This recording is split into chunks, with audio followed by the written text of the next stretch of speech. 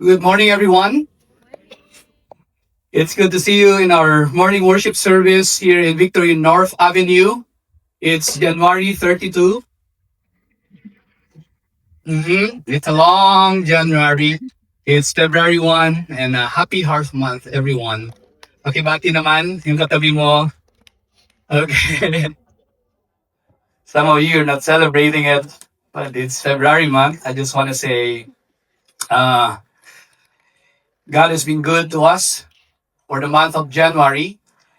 And today, as we come together and read the Word of God, before I read the Word of God, I just take some time to welcome the students from our Every Nation Leadership Institute School of Ministry with the church leadership track. Can I ask every one of you to please stand? Okay, can we give them a hand? They're here with us this morning, and they're from the different provinces of our country. Okay, they're serving in Victory, and we have also friends from Singapore and Nepal, right? And we're grateful that you are here with us, uh, celebrating and being formed in the Word of God as we start a new series today. So, mag-start po tayo ng bagong series ngayong umaga. Please do open your Bible in Acts chapter 1 and in Acts chapter 2. We will be reading two segments of the first two chapters of the book of Acts. The first segment is in Acts chapter 1, verses 4 to 8. The second one is in Acts chapter 2, verses 1 to 4. You can open your Bible app, or if you brought your physical Bible with you, sa Bible ko, it's page 713. Pero depende kung ano yung Bible na dala mo ngayong umaga. Acts chapter 1, starting in verse 4 through 8. And while staying with them, he ordered them not to depart from Jerusalem, but to wait for the promise of the Father, which he said, "You heard from me, for John baptized with water, but you will be baptized with the Holy Spirit not many days from now." So when they had come together, they asked him, "Lord, will you at this time restore the kingdom to Israel?" He said to them, "It is not for you to know the times or seasons that the Father has fixed by his own authority." Verse 8. Let's read this together. "But you will receive power when the Holy Spirit has come upon you, and you will be my witnesses in Jerusalem and in all Judea and Samaria and to the end of the earth." I'll be jumping to Acts chapter 2, starting in verse 1 through 4. When the day of Pentecost arrived, they were all together in one place, and suddenly there came from heaven a sound like a mighty rushing wind, and it filled the entire house where they were sitting. And divided tongues as of fire appeared to them and rested on each one of them. And they were all filled with the Holy Spirit and began to speak in other tongues as the Spirit gave them utterance. Lord, we respect and honor your word today. Let your word change us. Let your word empower us through the Holy Spirit so that we may know what you have for us personally and for us as a church here in this location. Lord, bless the preaching of your word. In Jesus' name we pray. Amen. In the next 6 weeks, we'll be looking at the book of Acts. It has 28 chapters. Feel free to read it in your own time, in your own quiet time. This is a long journey. This is a historical book that was written by the doctor named Luke. They said that this is like the second volume of his book. The first one was the book of Luke, and he continued the story of the church here in the book of Acts through the working of the Holy Spirit. Yung book of Acts, sinulat po 60 to 65 AD. 60 to 65 years after Jesus rose from the dead, after Jesus ascended to the heaven. Now think about this. 60 to 65 years, it's a short time for them. Imagine this. If you are 80-year-old, That means when this was written, you were already around 20-year-old when Jesus was here on earth. Can you think about that? Alam mo yung, you have this age of 75, and now you have seen a teenager that's 15 to 20-year-old. You had an experience of that. So it was written in the year 60 to 65 AD, and if you look into it, this is quite different from the other accounts because it is too detailed. And it detailed the explosive growth of the early church. Si Luke, he was a theologian, he was a physician, and at the same time, a part-time historian. Okay, look at the person seated next to you right now. Mukha bang theologian, physician, and part-time historian yan. Okay, ngayong umaga, magiging part-time historian tayo. Okay, as we try to look into the book of Acts and study it and what God is doing through His Holy Spirit as He started the church. And if you look at the story centers on Jerusalem. Can you say Jerusalem? Jerusalem is the center of Jewish religion and culture. And it is the birthplace of the church. It means whatever happens in Jerusalem, it has an impact to the neighboring nations. If there's a change of policy in Jerusalem in terms of politics, if you may, it will make a dent to the neighboring cities, villages, and different synagogues. And it is a melting pot of culture. People come and go. There's trade that's happening here. That's why it is a very strategic city. But in that strategic city, that's where God started His church. Can you say church? Okay? This was the birthplace of the church. This was the first time when the disciples were called church, were called the followers of the way. And through that, God transformed the cities. And through that, God transformed the nations. God started a church, an unstoppable church, missional force that will not only change a person, a family, a specific city, but the nations of the world. Good. And this beginning was fueled by the resurrection of Jesus. Remember the story? Jesus rose from the dead and He showed up to His disciples. And after that, Jesus was talking to them. 40 days after that, He will be ascending to the heaven, and Jesus was talking to them, you need to wait. And after 10 days, the Holy Spirit visited them. So yung Acts chapter 1, verses 4 to 8, that's 40 days after resurrection. Okay? Yung Acts chapter 2, verses 1 to 4, that's 10 days after ascension. Jesus was talking to His disciples, day 0. He was telling them, now that you are disciples, you need to wait before you do what I'm calling you to do. So they waited for 1, 2, 3, 4, 5, 6, 7, 8, 9, 10, and the 11th day, the Holy Spirit showed up. Acts chapter 2. Are you with me? If we think about the word unstoppable, there are two imagery that I remember. May nabalitaan ako lately na 3 weeks ago, pumutok ulit yung vulkan ng Mayon volcano. Tama ba? If you heard that news. And there's something interesting about volcano that when a liquid is still under the volcano, that's called magma. Students are here. Yes. But when the liquid is already outside, it's called lava. And lava is a forceful liquid that you cannot control. It's unstoppable. Yes, it will create chaos. Yes, it will create destruction. But the power of that liquid, hot liquid, can change everything. One more thing, if you've watched the movie Oppenheimer, wherein he created a bomb that has changed the history of the world, you would observe the term that he used, that there's a chain or chemical reaction that's happening before that bomb will explode. Mga estudyante dito, I'm geeking out.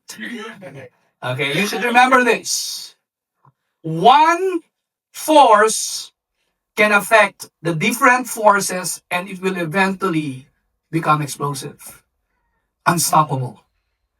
So the question this afternoon is now, this morning, is that what makes a church unstoppable?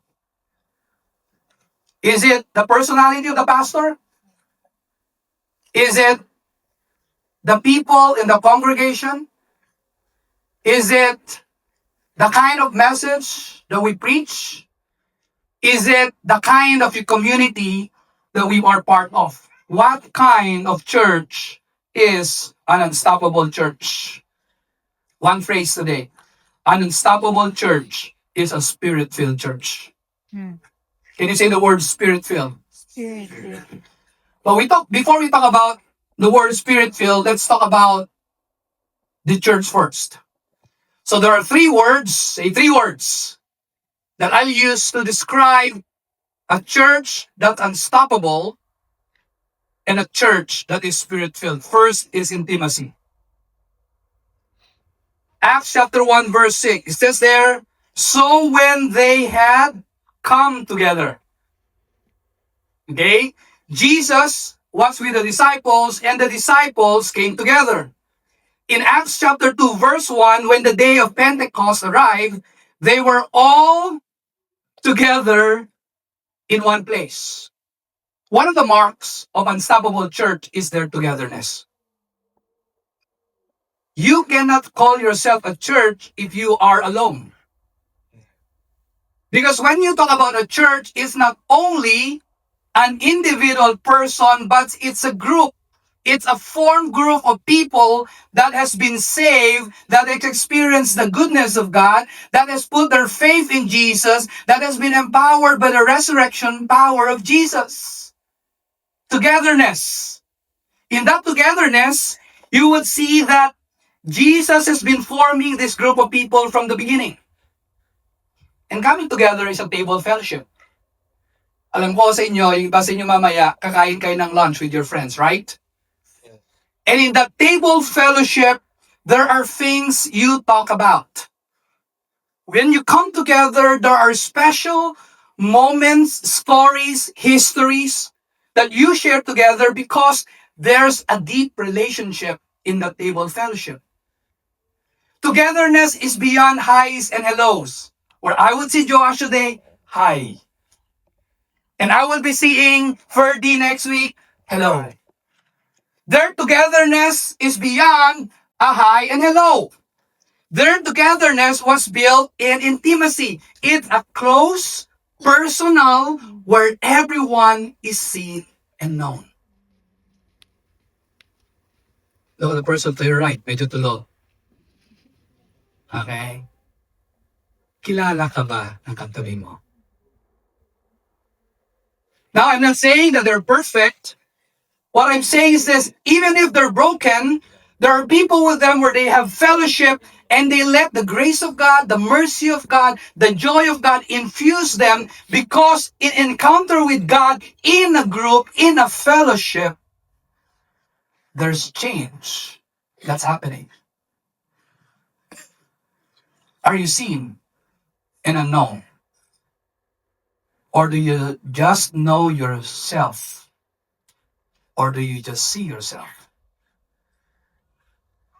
Because life, in terms of God being unstoppable, it's not all about self-preservation. It's all about following the Spirit of God at work in our lives. If you look at the history, the moment Jesus came from the book of Mark, Luke, and John, Jesus has been assembling his disciples. He's been forming individuals who will take his message to the world. Yes, they made a decision to follow him. By faith in Christ, you're only saved by how you respond. But you not only follow God by your own faith alone. You follow God with a community, with a church. That's why I'm grateful for small groups.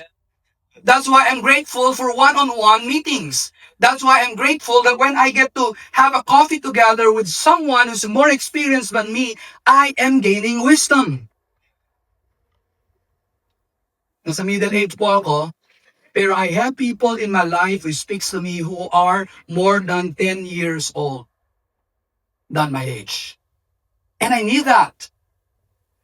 And to you students today, you need people like that. We need a community that God is forming, because to become unstoppable, to become a church that God will use in this world, we need a community.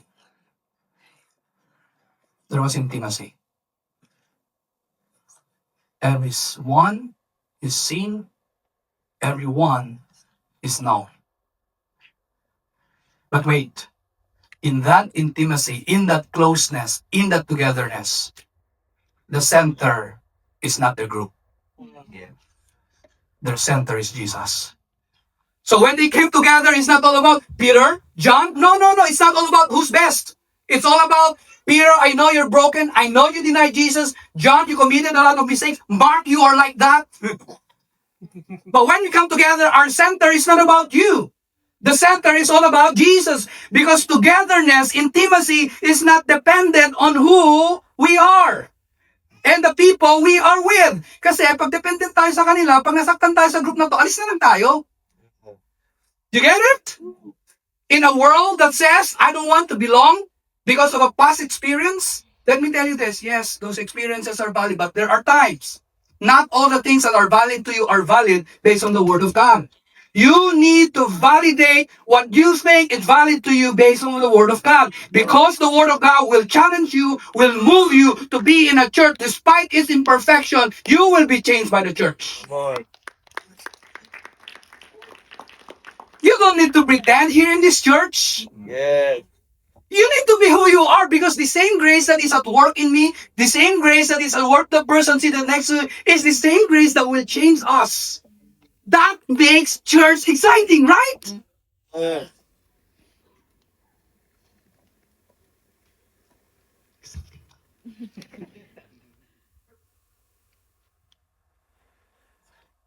Have you seen a grain of salt? I have a photo, just in case you forgot. A drop of salt in a liquid can make a difference. But a lump of salt in a liquid, there's a huge difference. That's an unstoppable element. Pag nagluto ka, ayaw mo minsan kasi maalat. Right? Now, Jesus has formed disciples, which will be eventually called church in Acts. Not an individual, but a group to make a difference. Intimacy. Secondly, immersed. Immersed. Acts chapter 1 verse 5. For John baptized with water, but you will be baptized with the Holy Spirit not many days from now. And Jesus will be specific at that time, you will be baptized 10 days from now. Okay? If I'll be looking at it based on my lens and based on the timeline that I've read a while ago. In Acts chapter 2 verse 4, and they were all filled with the Holy Spirit and began to speak in other tongues as the Spirit gave them utterance. Baptized with water, baptized with the Holy Spirit, filled with the Holy Spirit. Acts 1:5, Jesus was talking about it. You will be baptized. Acts chapter 2, it happened. Be filled with the Holy Spirit. Right? They waited. After 10 days, they experienced it. The experience that they had with the Holy Spirit. They were baptized. To baptize means to immerse. It means to make one fully wet.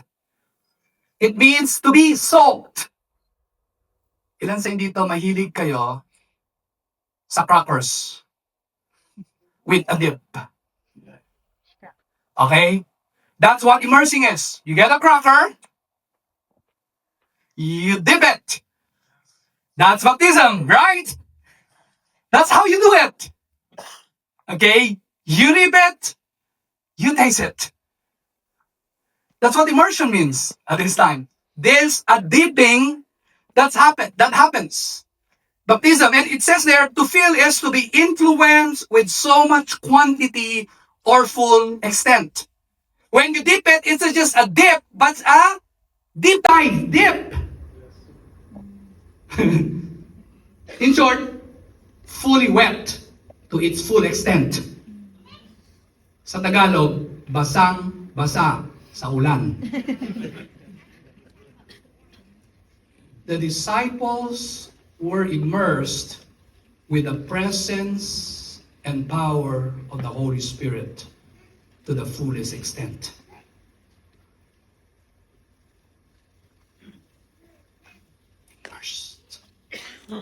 They were immersed with the Holy Spirit. They were under the influence of the Holy Spirit, if you may. When I was in elementary, usually I visit my titos. Our place is in the middle of a municipality, and usually we visit barangays. Kapag weekend, pumunta ako sa kanila. Every time, dahil sobrang busy yung mga tito ko sa field, every time umuwi sila, meron akong na-observe na pastime nila after work. They would sit together with their friends, and sa harapan ng bahay nila, yung porch na yon, and there's this alcoholic drink at the center. While I was observing them, after an hour, things have changed. Pagkatapos nilang pagsalu-saluan, yung drink na yon in the middle, they were so consumed by it, and my uncles became different people. Nagiging matapang, nagiging expressive, kahit anong sinasabi na hindi mo makita pag natural lang. Meron ba kayong ganun mga tito? They would always say whatever they want every time they're filled with this drink. They become so supernatural. Na kapag normal days, hindi sila ganon. Their behavior change and their words change. Interestingly, when Luke was talking about being filled and being baptized, Paul used a contrasted word, being baptized, filled, immersed, and influenced by the Spirit. He contrasted it with getting drunk. Ephesians chapter 5, verse 18, it says there, sabi niya, sign natin together, okay? Kasi yung iba sa inyo tulog na. Okay, 1, 2, 3, go. Do not get drunk with wine, for that is dissipation, but be filled with, say that with me, be filled with, in short, it is not a one-time thing. Paano ba manasing? Hindi lang one shot, right? Hindi lang 2 shots. Many shots. And that's what Paul was saying. If you want to be filled with the Holy Spirit, drink a lot. Okay? Drink a lot. That's what he was saying here. If you want to be influenced by the Holy Spirit, you need to drink from the Holy Spirit. Paul was saying, because if you drink with alcoholic drinks, that makes you squander your wealth, your energy, and resources. But when you are being filled and fired up with the Spirit, that makes you live out God's purpose. Being filled with that wine, being filled with the drink, you will squander everything. Yet when you are filled with the Holy Spirit, the good deposits that God has for you with His Word, with His promises, suddenly, knocks. They force you to do and live out God's purpose. Let me pause for a moment. If you think about the baptism of the Holy Spirit, from the time a person put his faith in Jesus, that's the initial conversion.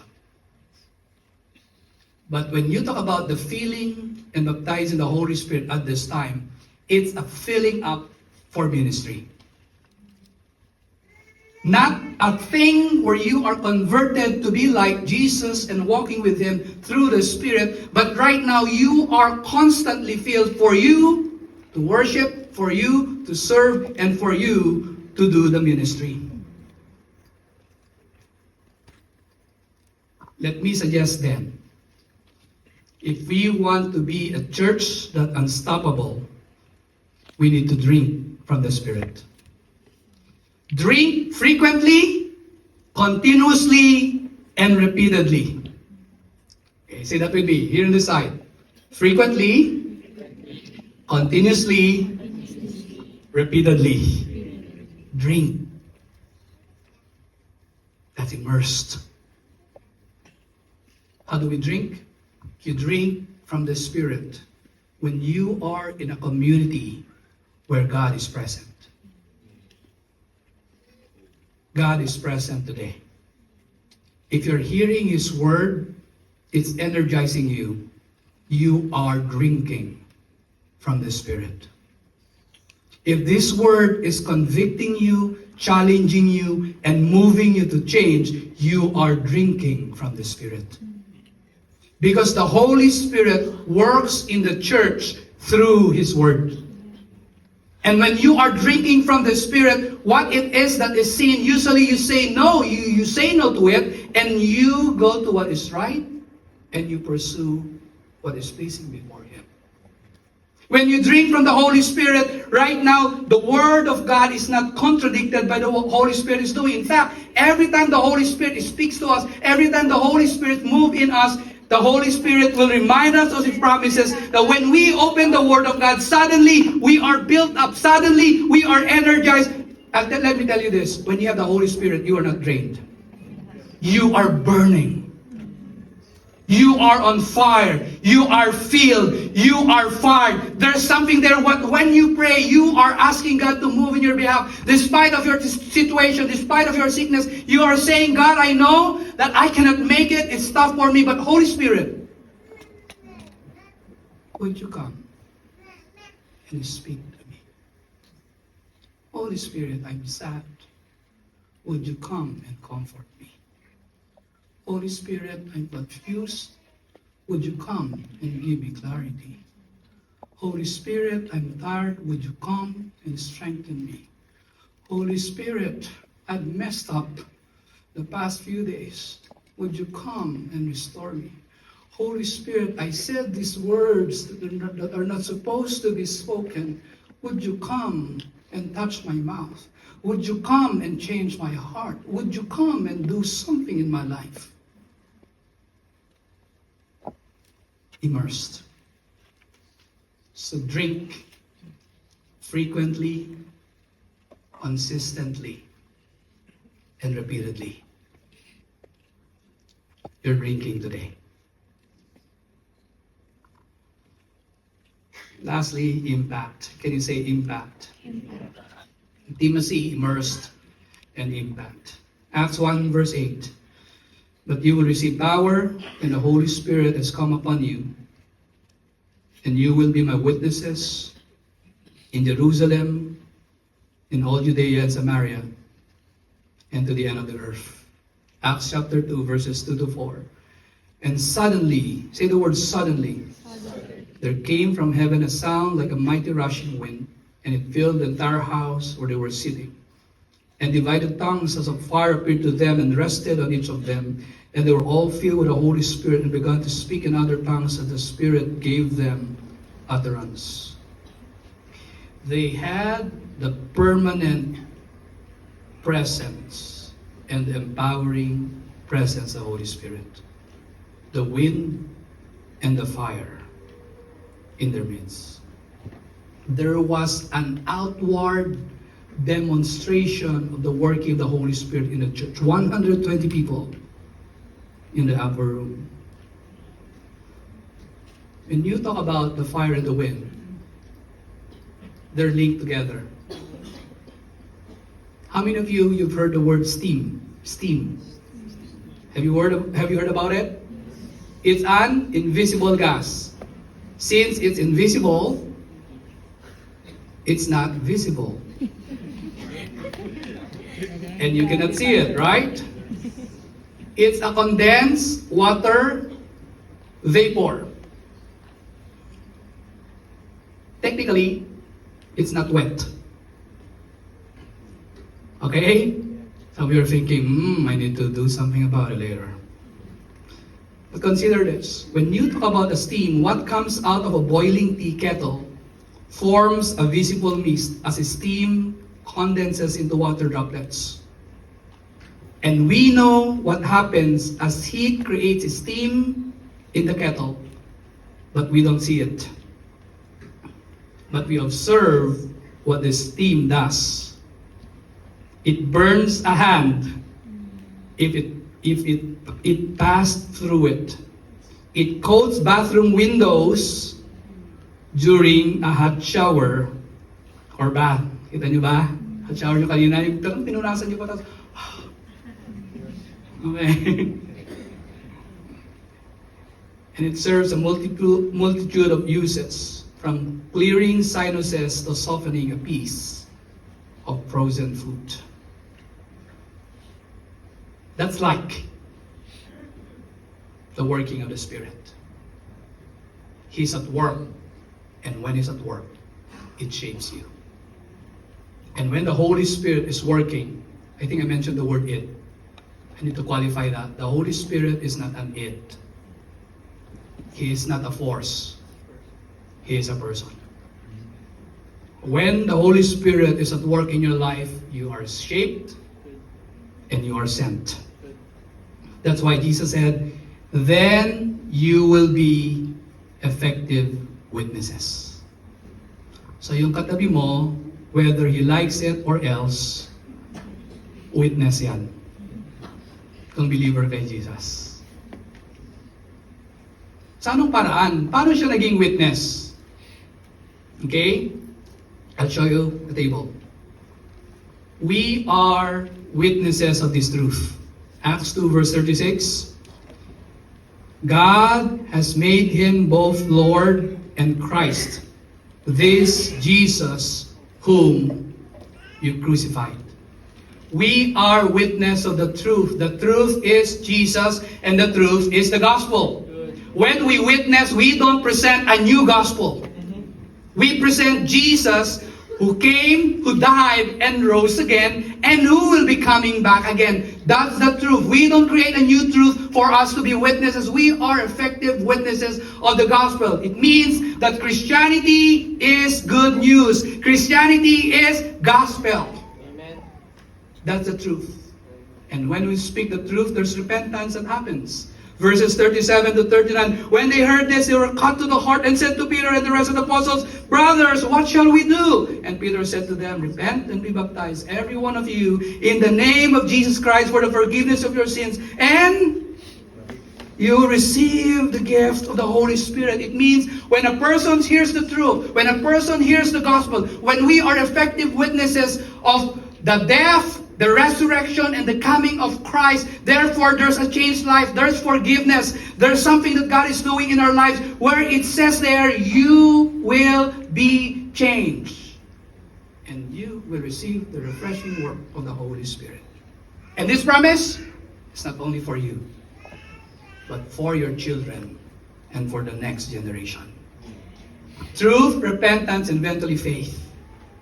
Because that's our heart. More than them hearing the truth, more than them turning away, we want them to take a step of faith, trusting Jesus. Some of you today, you're here, you know the truth, and you're about to repent, and you haven't put your faith in Christ yet.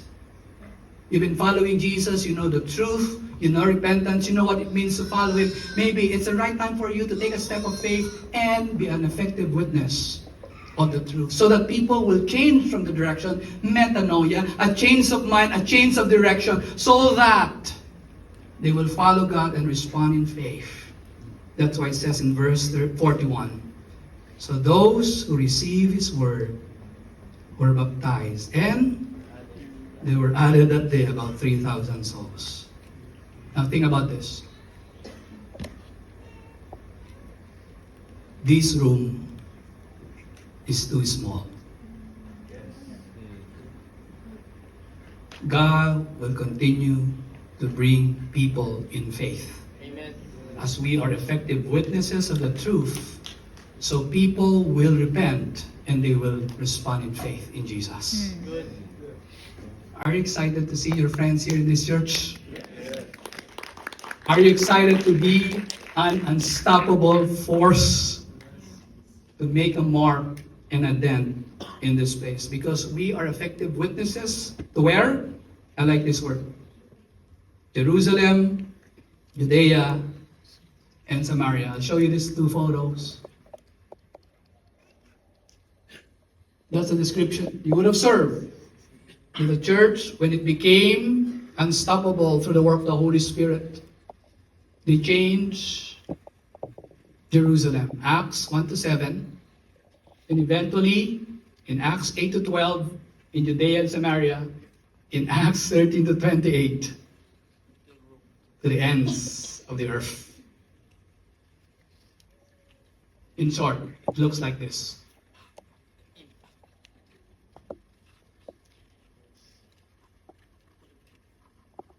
If Cinema 4, Trinoma, is in the center,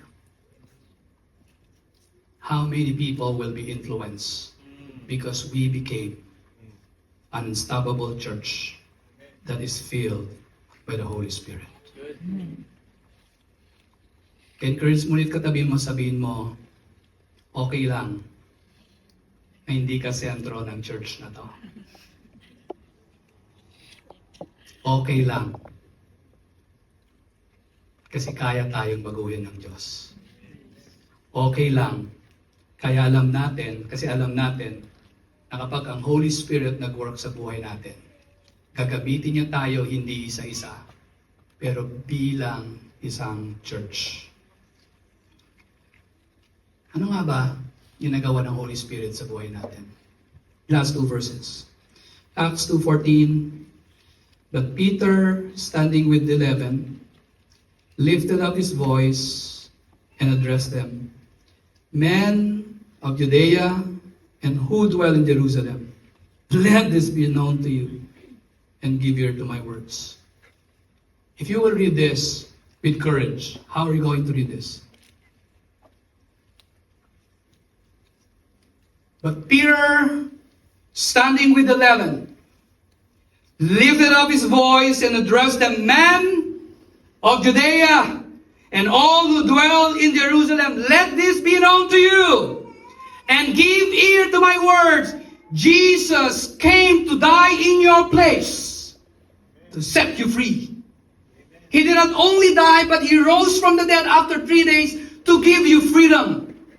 Not only that he will give you freedom, that you will not be staying safe here on this earth, but he will be coming back again to make a change in your life so that when you encounter the truth, you will repent and you will respond in faith and change will come.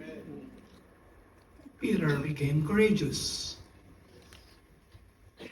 How about a silent, courageous person? Men of Judea, all who dwell in Jerusalem, let this be known to you. And give ear to my words. He spoke the word with courage. In Acts 2:28, you have shown me the way of life. I want you to read this together. And you will fill me with the joy of your presence. An unstoppable church is a spirit-filled church who is an effective witness to all places, proclaiming the gospel boldly and joyfully. That's why when we are used by God, we become bold and we become joyful. That's why when we see a friend of ours, a family member of ours getting saved, we are joyful about it.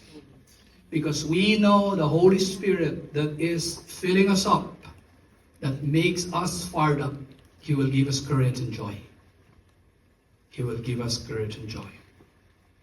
One response: be an effective witness with boldness and joy. Lord, thank you for this morning. Thank you for your word. Thank you, Lord, that you are working in and through us today. Holy Spirit, thank you that as a church, you are working in us and through us. That the same thing that you have done to the few disciples who grew from 120 to thousands, you can still do that today. And you are still working in us. Thank you, Holy Spirit, for even today you can impart courage and joy to each one of us. Lord, thank you that life is not all about us preserving what we have, but our life is all about living out your purpose. Give us a boldness as a church, not just as an individual, as a church, to be an effective witness. Let your presence through the Holy Spirit give us joy today. Lord, would you minister joy to each one of us? Would you restore joy, the joy of our salvation today?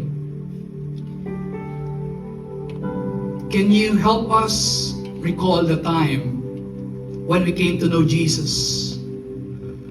When we surrendered our lives and when we have stepped out in faith, repented from our sins, there was refreshing that happened. There was joy that was infused by your work in our lives. Lord, would you restore that joy? If you're praying that this morning, can you tell that to God? Jesus, Holy Spirit, thank you for that joy. I need that joy today. The joy of my salvation, the strength of my salvation. Restore that joy once again. We want to drink again from you. We drink by surrendering. We surrender our sadness. We surrender our sorrows. We surrender our concerns. We surrender our fears. We surrender our doubts that are becoming hindrances of our joy, and let the Holy Spirit work in our hearts.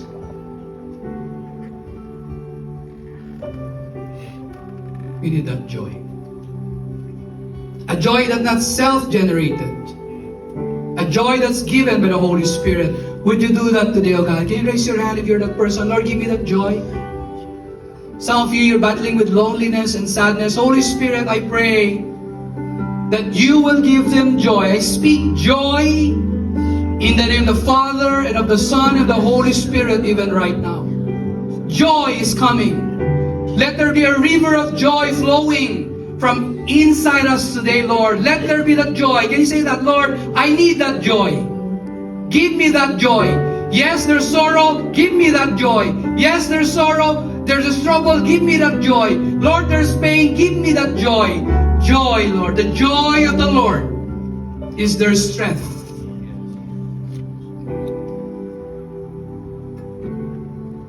And as you impart that, empower us. Let your permanent and empowering presence fill us up today.